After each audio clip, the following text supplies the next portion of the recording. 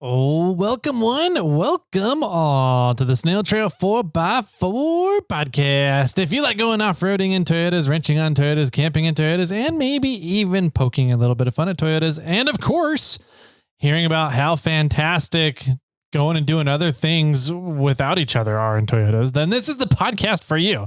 That's right, ladies and germs. My name is Tyler, and joining me for another episode of the SnailTrail4x4 podcast, Mr. Jimmy Jet. How are you doing, buddy? I am doing fantastic. Nice. I'm all recovered from the weekend. We had a great weekend. We'll talk about that in a little bit. So, cool. Yeah. How are you? I'm doing pretty good. All right. The listeners need to know one thing, though. Uh-oh. Did you get gout from the previous weekend? No, I don't think so. Okay. If I did, it was a very minor thing because my toe kind of hurt, but it was funny because... Yeah. I don't know if this might be TMI or whatever, but this is a safe space here on the Snail Trail podcast, Jimmy. It's not gross or anything, but if you have gout forms crystals in your joints. Then when you walk around, the crystals hurt because it's like sharp, pointy things poking you from the inside. So my toe was kind of hurting. And so I literally like grabbed the tip of my toe and popped it. Okay. And then I haven't had any problems since. So right. I don't know if there was like crystals in there and I just sort of like shattered them all by cracking my toe, or if it just was, or I'm getting old and I just needed a crack. I don't know. Need that crack. Yeah. Okay. Well, that's good. We always like to update the listeners on Jimmy's bones being hippies. So yep, pretty much. We like our crystals. Yep. Anyways, so we're here on a Thursday, which means we get to talk with everybody about kind of what we've been up to. Jimmy went camping. Tyler went sort of pretty much camping at Sierra Trek. So we'll have some updates there. Yeah. It counts as camping. Kind of. I was in Lance though. I was in a trailer. We're not really camping then, are we? Sure. Is that camping? I'm in nature. Okay. Yeah. And I'm not connected to anything. Oh, I was definitely connected. So you had power? Yeah. Really? I got power in my Lance. Well, sure. But I mean, you weren't connected to shore power. No. Or you weren't connected to toiletries. Like you have a toilet. I have a toilet. But it's not, you don't have plumbing. I have plumbing. Okay. I don't know how far. See, you're dispersed camping still. I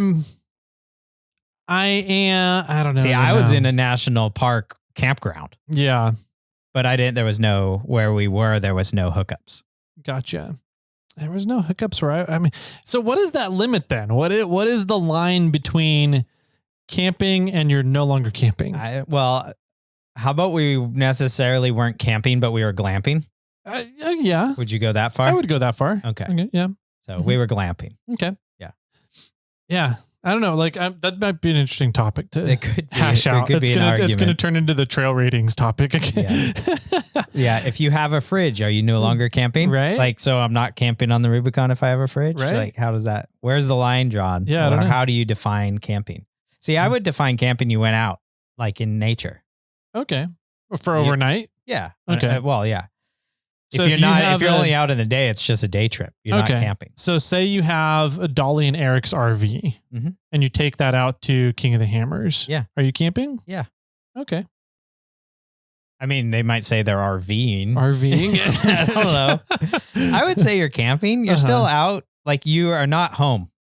You're not in a hotel. Okay.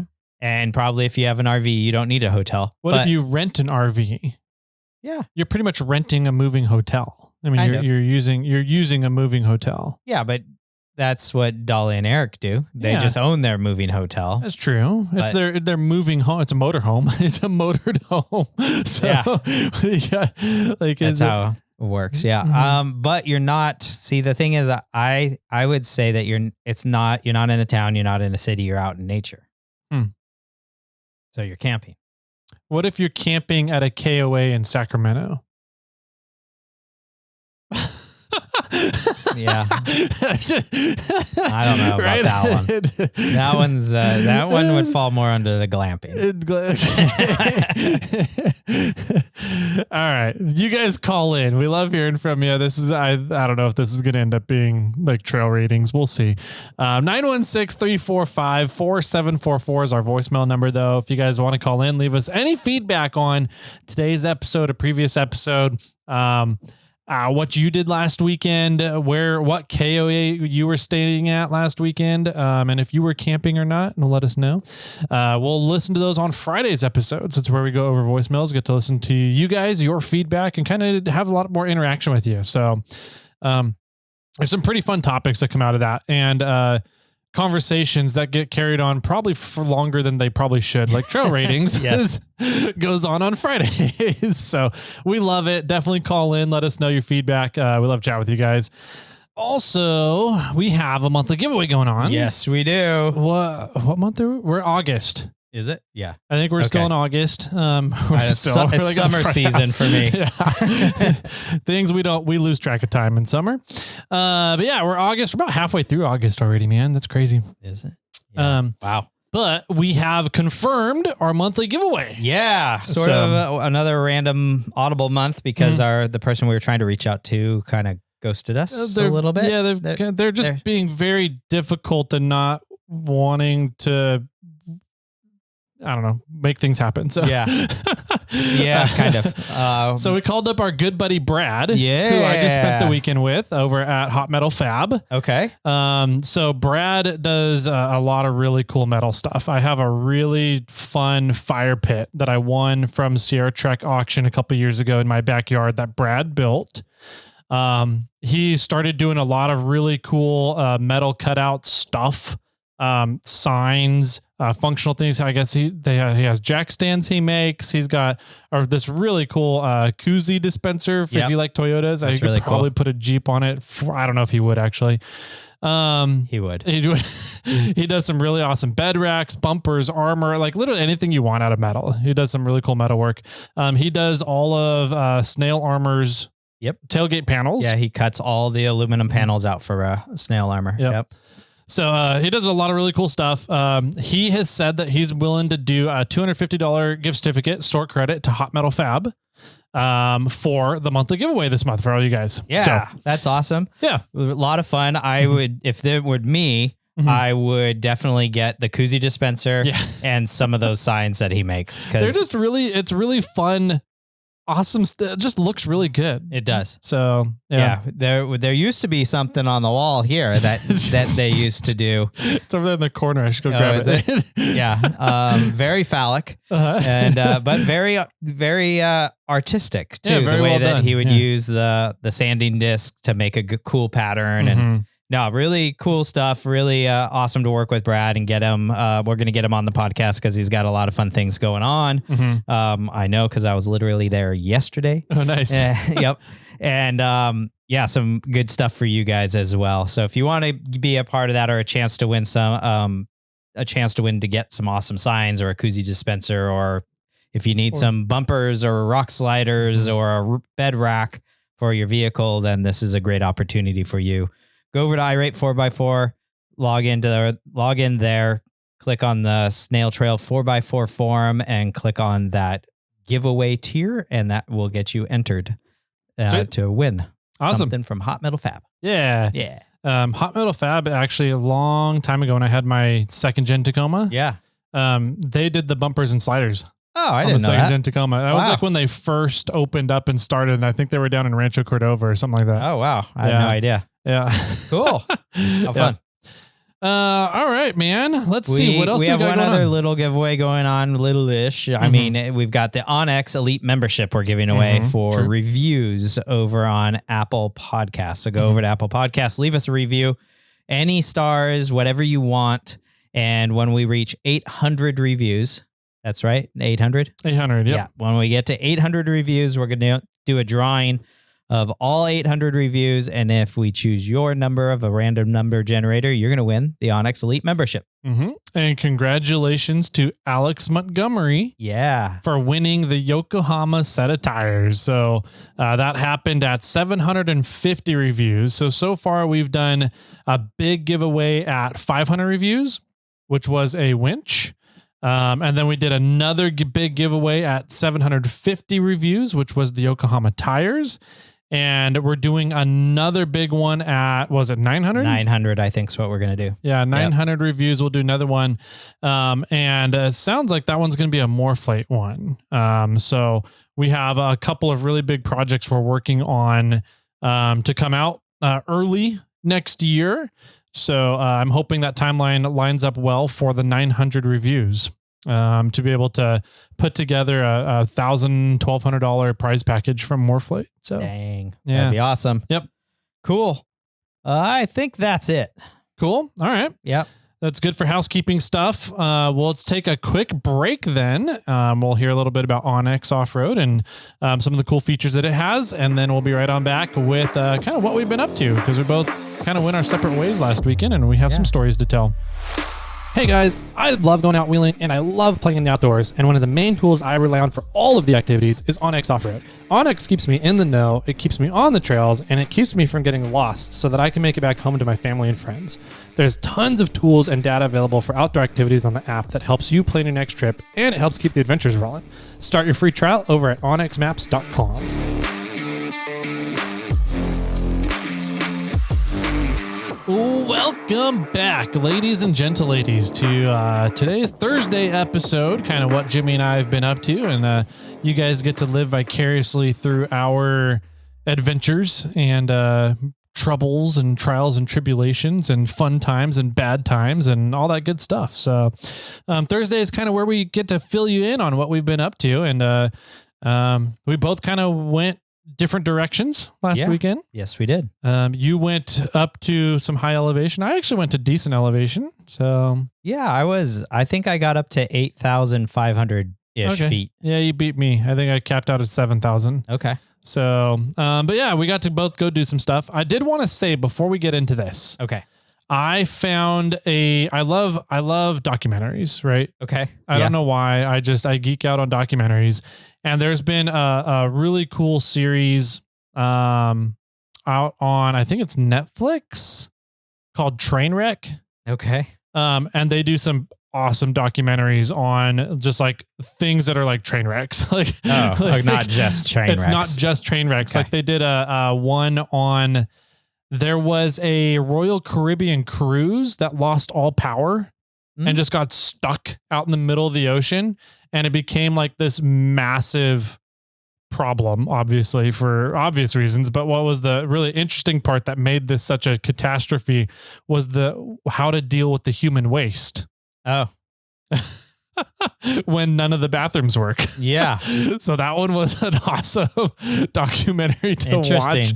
But they have a bunch of different ones. So Trainwreck, it's a whole documentary series that goes over these disasters that happened throughout history. Okay. And then another one I came across recently is I love documentaries on musicians and bands. Oh, okay. I don't know why. I love hearing about the stories. I don't know. I love music. And so growing up, different music as you're growing up speaks to you differently, kind of thing.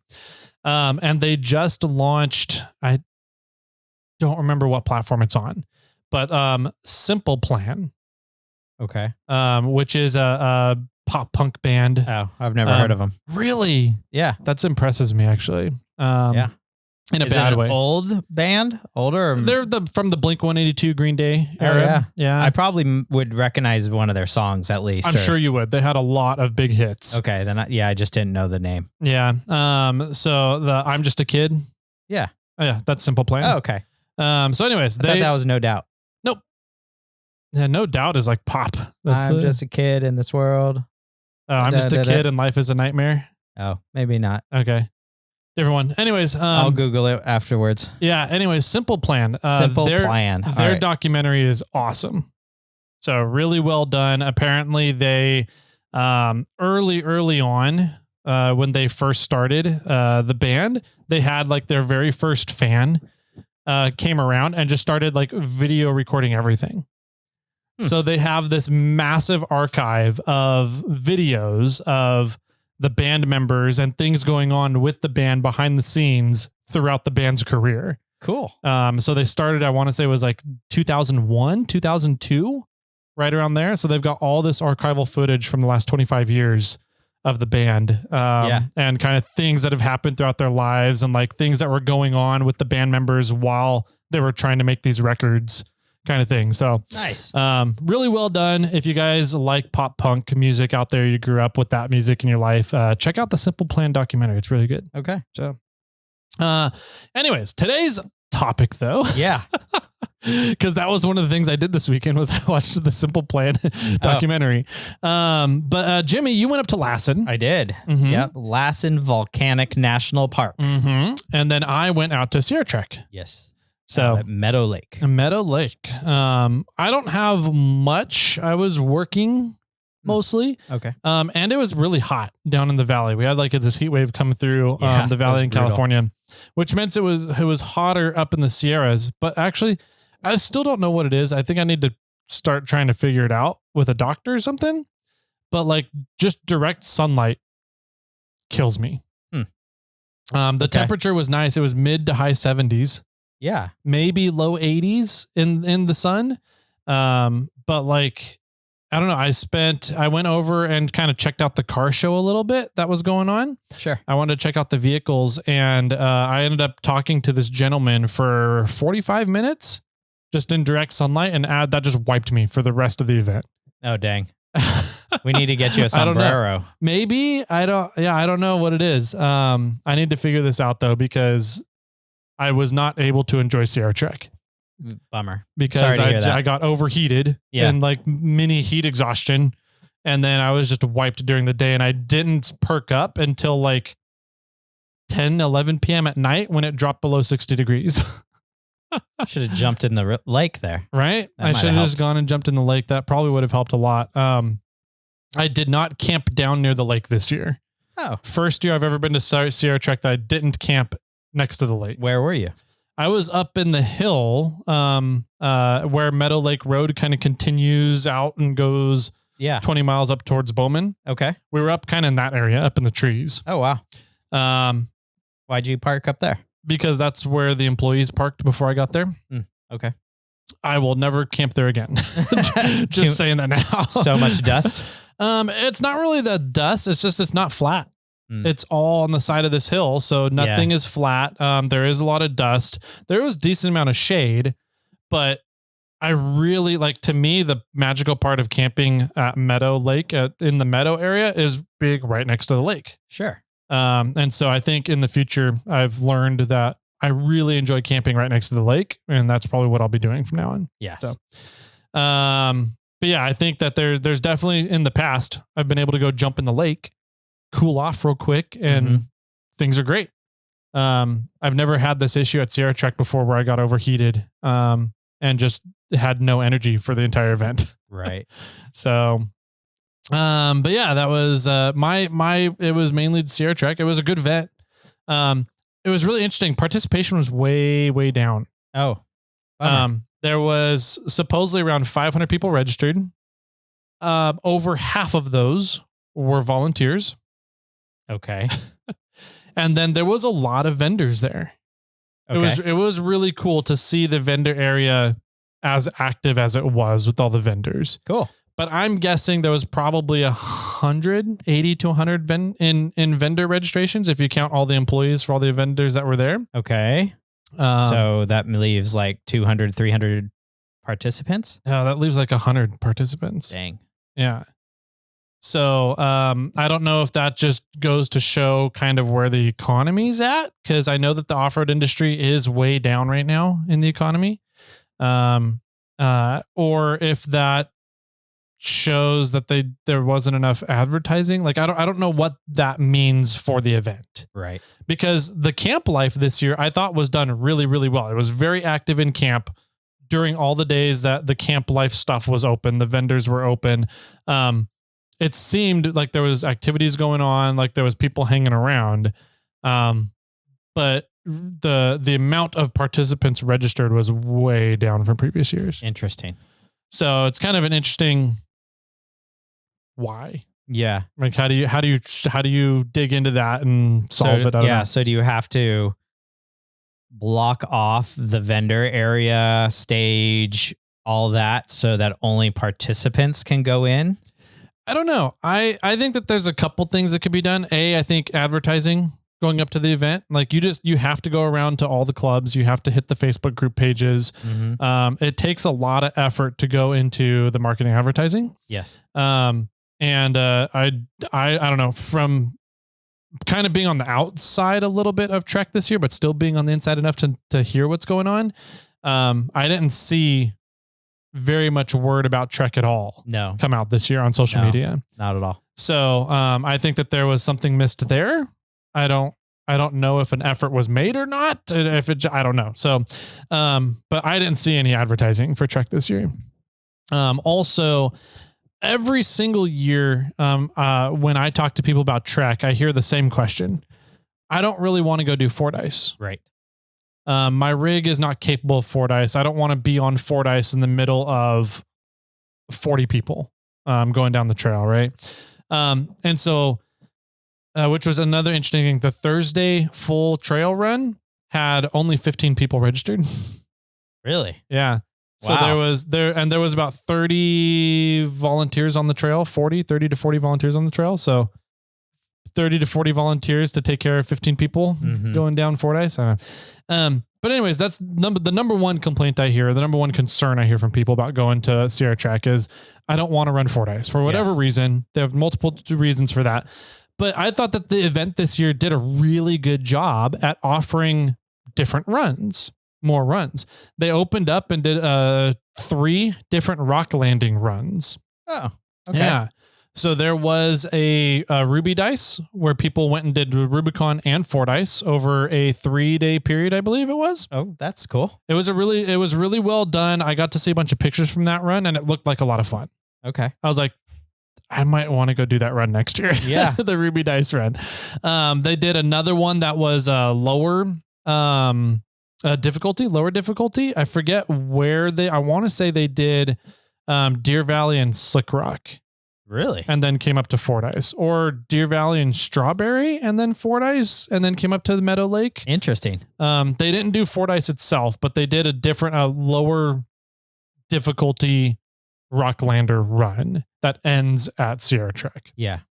And then there was a historical Rocklander run. Oh. Where they didn't really do any rock crawling, but it was like a multi-day historical trip through Gold Rush country on Highway 49. And That's you end cool. up at Meadow Lake. Oh, neat. So that one looked like it was a lot of fun too. That one was with Del Albright, which is an awesome person to do that. It looked like they had a lot of people on that trip, and it looked like they got some really cool historical travel in during the event. So those were 3 brand new runs for Sierra Trek.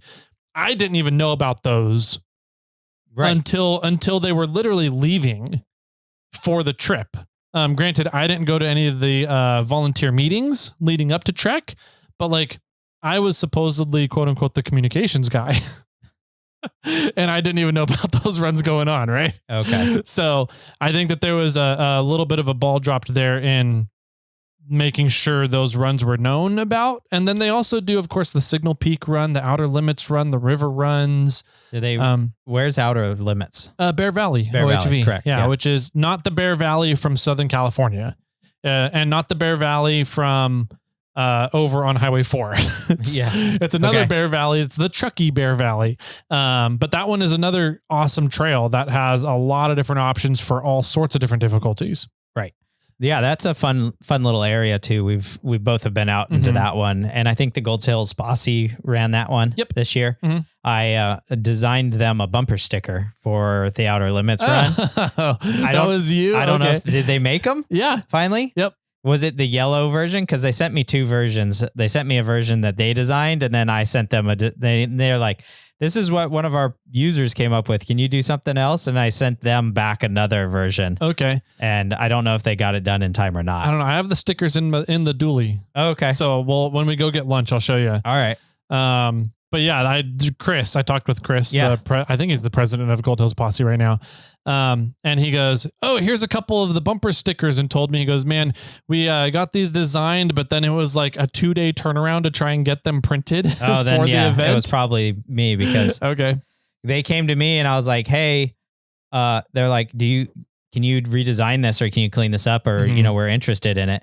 And I said, "Sure." And then I sent it to him and I said, "Hey, what do you think of this?" And then I didn't hear from him for a while. Okay. And then he's like, "Yeah, that's great. Can you get those over to me?" And I was like, "Yeah, no problem." And then I went the weekend without, and then on Monday I sent it to him. And then I think it was like they had the 2-day turnaround to get up to. That sounds like it. Yeah. Then. They're all pulled up for you real quick because I guess I could show it on camera. Let's see right here because I did design them. Oh, no. Yeah, I think it'll work. Let's see. Was it these? Will it spin?